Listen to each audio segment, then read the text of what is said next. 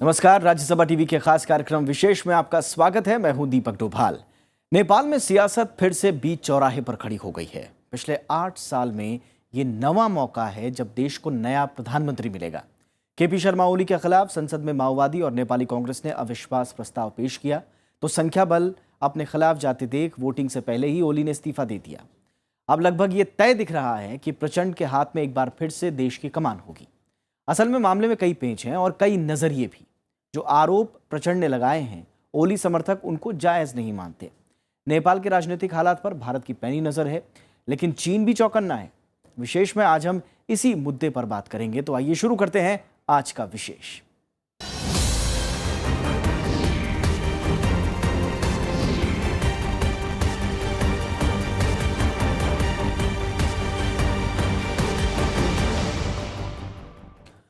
नेपाल में राजनीतिक अस्थिरता का दौर जारी है। एक बार फिर नेपाल में सरकार लंबी नहीं चल पाई और 9 महीने बाद केपी शर्मा ओली ने प्रधानमंत्री पद से इस्तीफा दे दिया।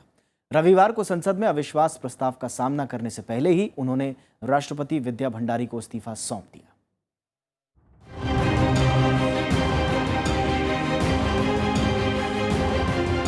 12 जुलाई को जब पुष्प कमल दहल उर्फ प्रचंड की पार्टी CPM-MC ने सरकार से समर्थन वापसी की घोषणा की, उसी वक्त ये तय हो गया कि केपी शर्मा ओली सरकार अब टिक नहीं पाएगी।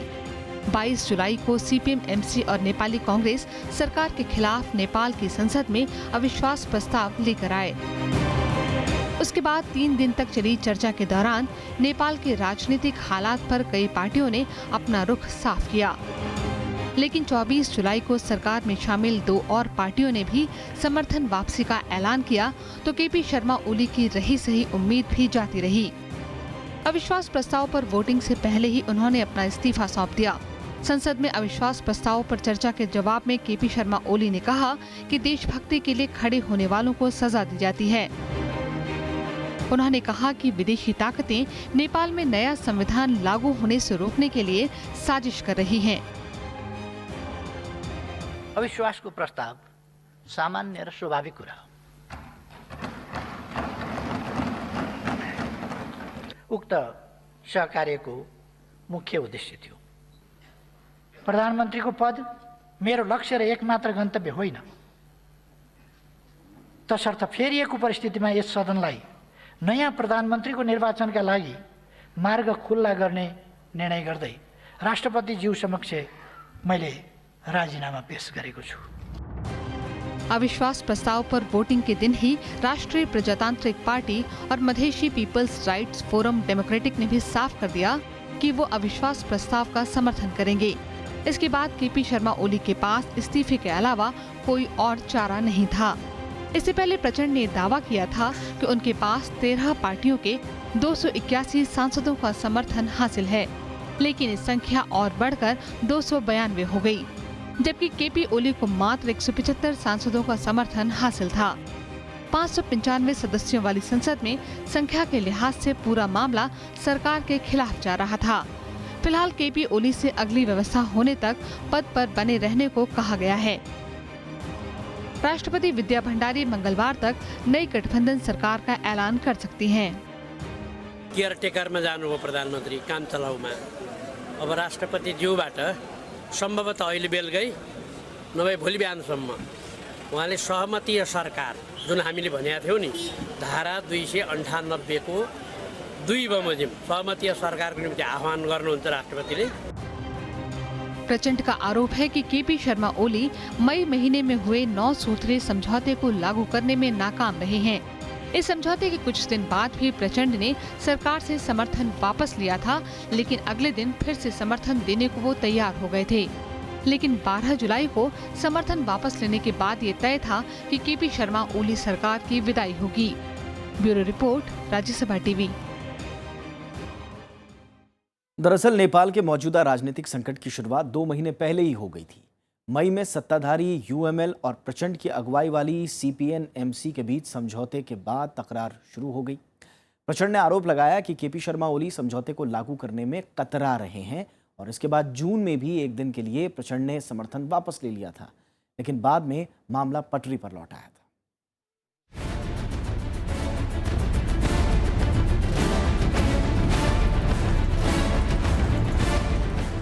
केपी ओली सरकार और प्रचंड के बीच खींचतान पिछले करीब 2 महीनों से चल रही थी। प्रचंड ने पिछले महीने भी सरकार से समर्थन वापसी का ऐलान किया था, लेकिन अगले दिन फैसला बदल लिया।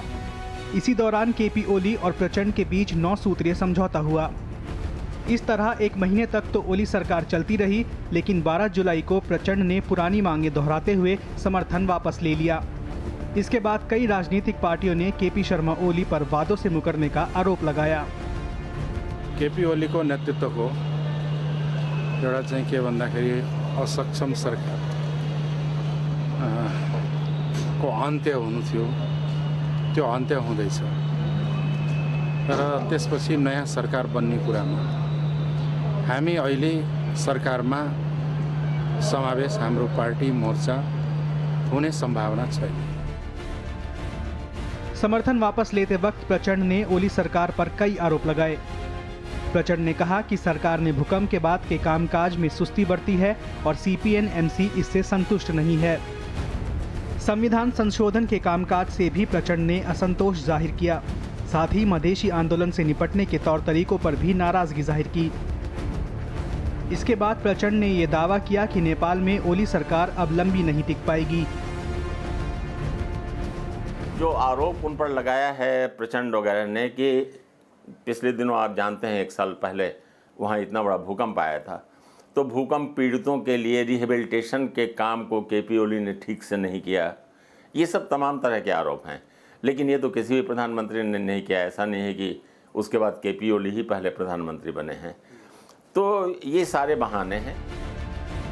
प्रचंड को नेपाली कांग्रेस और मधेसियों का भी समर्थन मिला। असल में प्रचंड की नाराजगी की कई वजहें हैं। 9 सूत्रीय समझौते में यह तय हुआ था कि राजशाही के खिलाफ चले माओवादी आंदोलन के दौरान दर्ज मुकदमों को वापस लिया जाएगा। आंदोलन में घायल माओवादियों को मुआवजा दिया जाएगा, लेकिन ये दोनों मांगे पूरी नहीं हुई।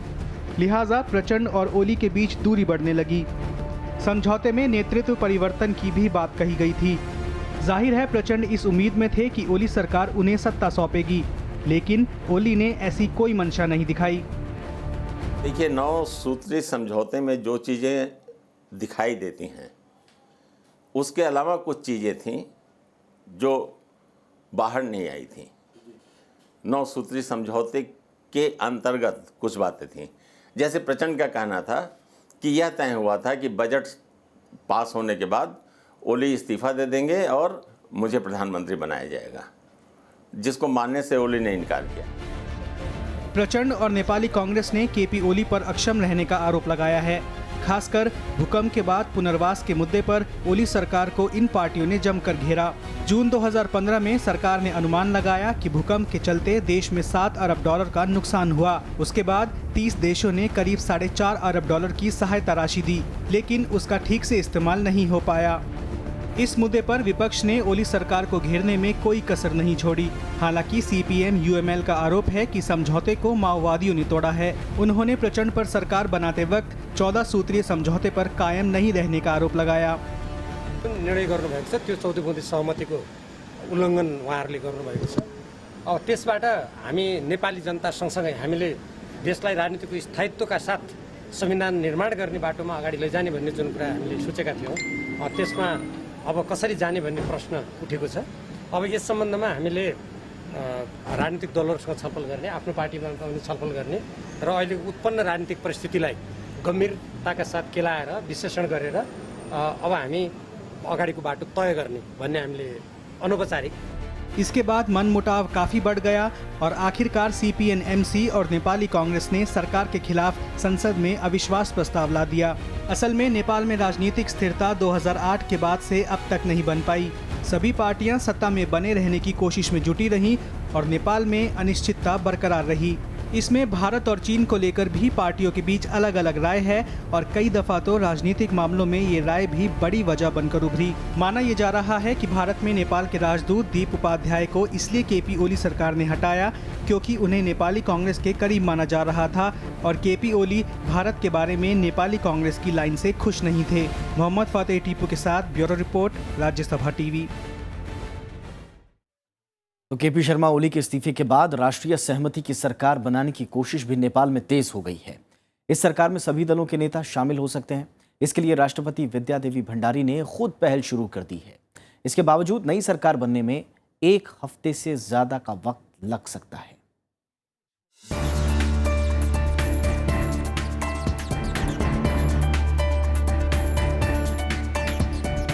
नेपाल में नई सरकार बनाने की कोशिशें शुरू हो गई हैं। सोमवार को राष्ट्रपति विद्या देवी भंडारी ने काठमांडू में नेपाली कांग्रेस, माओवादी और सीपीएन यूएमएल के नेताओं के साथ बैठक करके सर्वदलीय सरकार के लिए सलाह मशवरा किया। अहिले अविश्वासको प्रस्तावमाथि छलफल सकिसकेपछि के हुन्छ भन्ने हेर्न त अझै बाँकी छ। त्यसकारण सबै गरेपछि सकारात्मक ढङ्गले छिटो निकास दिने प्रक्रियामा नै जान्छ भन्ने विश्वास चाहिँ राष्ट्रपतिको छ। नेपाल के संविधान की धारा 298 के तहत चुनाव के पहले नई सरकार तभी बन सकती है जब कैबिनेट सिफारिश करे। अल्पमत में आ जाने के बाद ओली ने रविवार शाम मंत्रिमंडल की बैठक कर राष्ट्रपति को नई सरकार बनाने के प्रयास करने की सलाह दी। नेपाल में नई सरकार बनने के बाद भारत के लिए भी बिल्कुल एक नई स्थिति पैदा होगी और उसमें सबसे अहम यह देखना होगा कि मधेसी उस सरकार में शामिल होते हैं या नहीं। राष्ट्रपति की मुहर के बाद भी नई सरकार के गठन के लिए संसद की मंजूरी लेनी होगी। सर्वदलीय सरकार नहीं बनने के बाद ही राष्ट्रपति बहुमत की सरकार बनाने के लिए संबंधित राजनीतिक दलों को आमंत्रित करेंगी। संभावना है कि माओवादी नेता पुष्प कमल दहल और प्रचंड नेपाली कांग्रेस के साथ गठबंधन करके सरकार बनाएंगे। अखिलेश सुमन, राज्यसभा टीवी। और नेपाल में जारी राजनीतिक संकट पर भारत की भी नजर है। खासकर चीन के नेपाल में बढ़ते दखल के बाद यह जरूरी भी है। नई सरकार में पुष्प कमल दहल प्रचंड का किरदार अहम होगा और माना जा रहा है कि वो पिछले कुछ दिनों से भारत के संपर्क में भी हैं।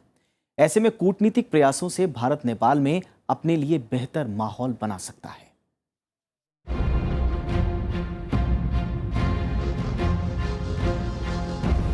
नेपाल में सत्ता परिवर्तन भारत के लिए एक मौका है।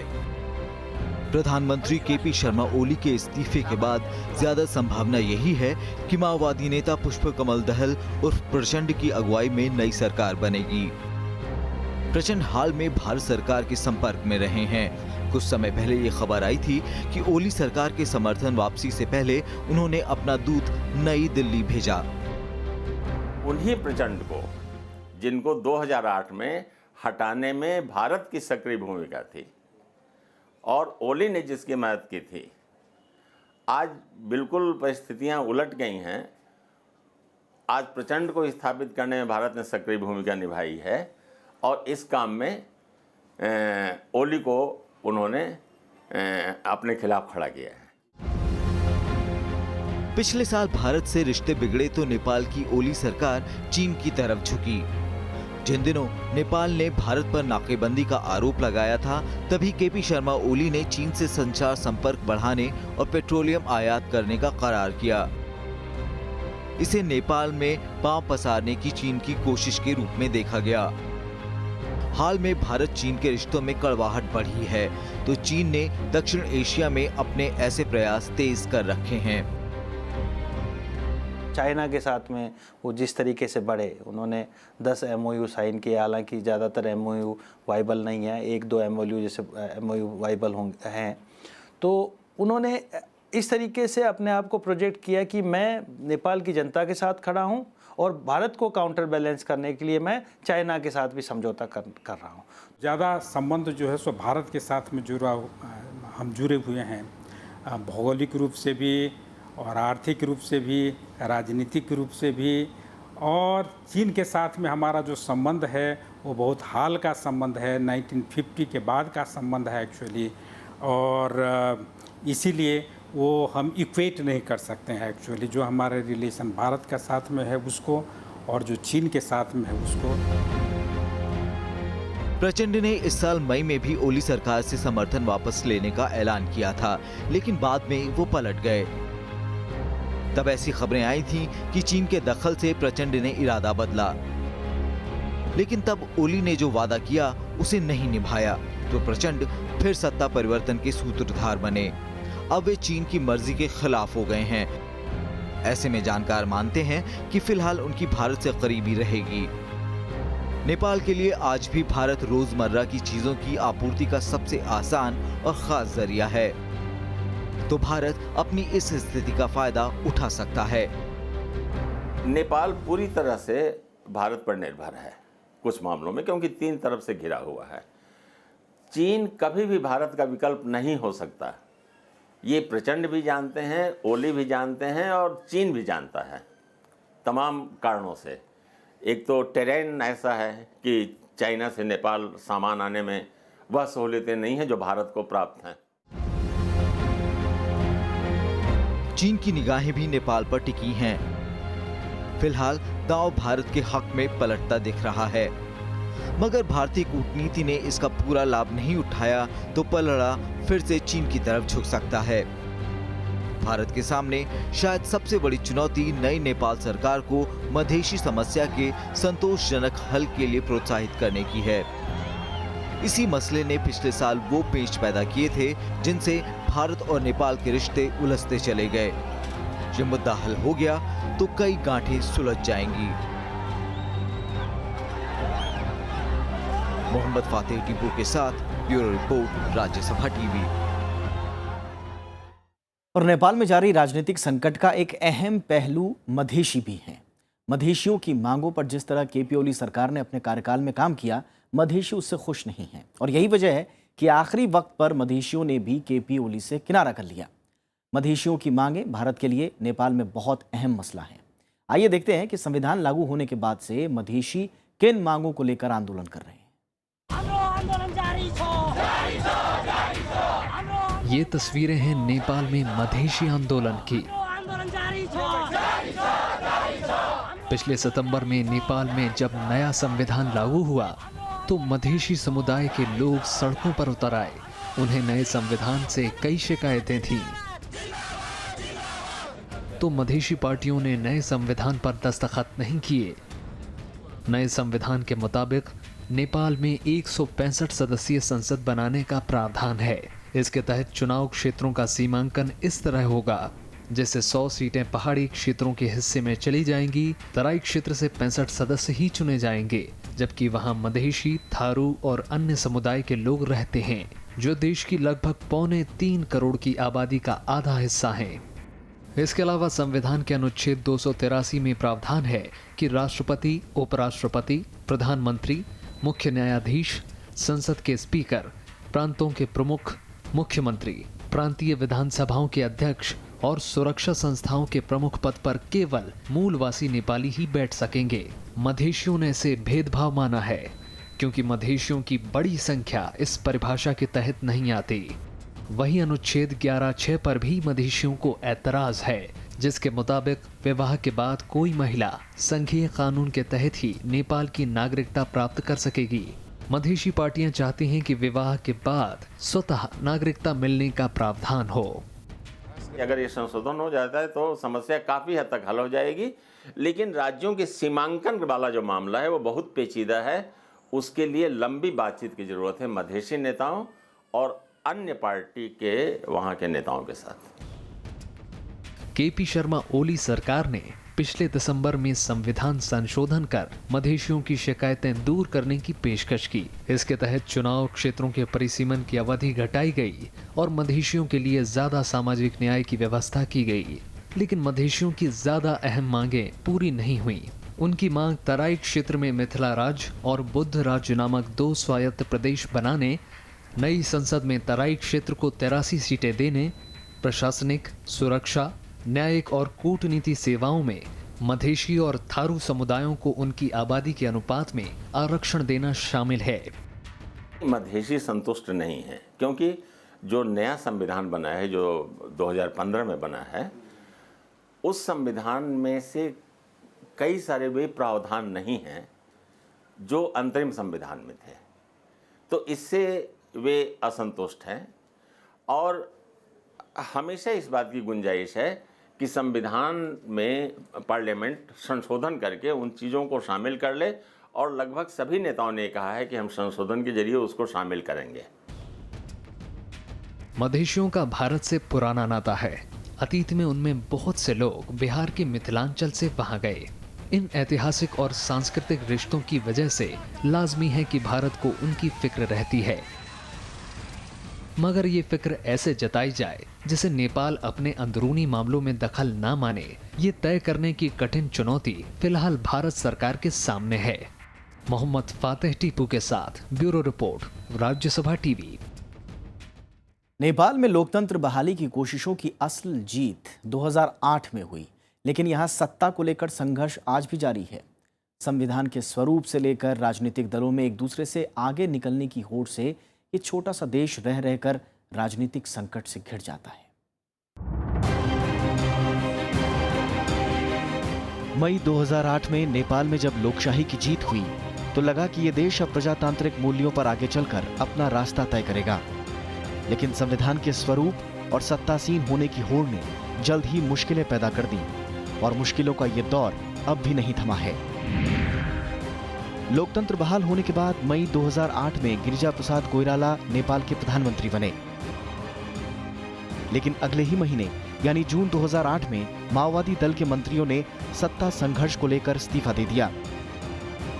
जुलाई 2008 में रामबरन यादव को राष्ट्रपति घोषित किया गया।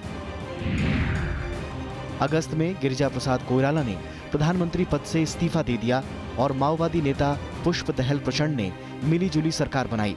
नेपाली कांग्रेस को विपक्ष में बैठना पड़ा, लेकिन राष्ट्रपति रामबरन यादव और प्रचंड के बीच मतभेद चलते रहे।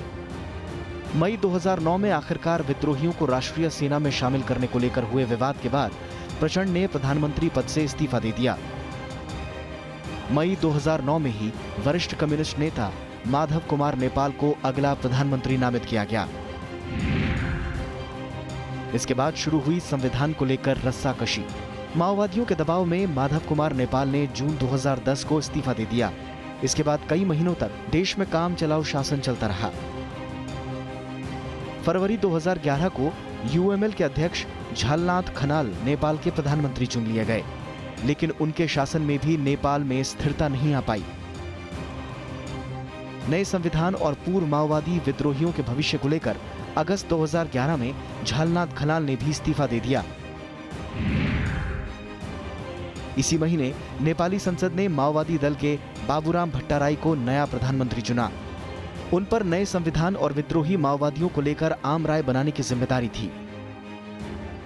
लेकिन मई 2012 में प्रधानमंत्री बाबूराम भट्टाराई ने आधी रात को संविधान सभा को भंग कर नए चुनाव की घोषणा कर दी।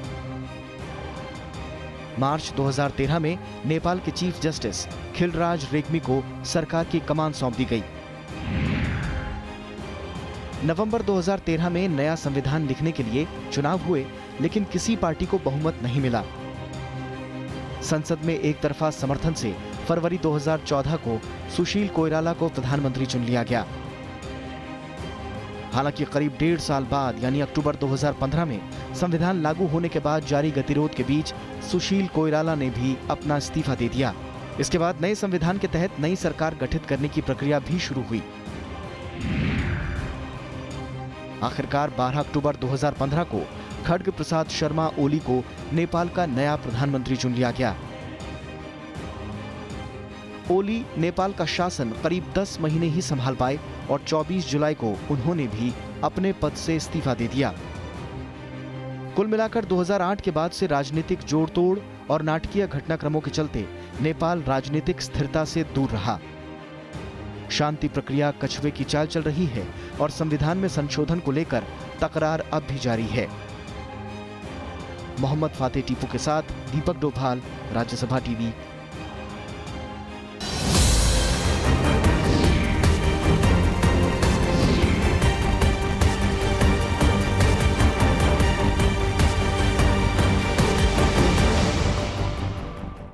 तो ये था आज का विशेष। नमस्कार।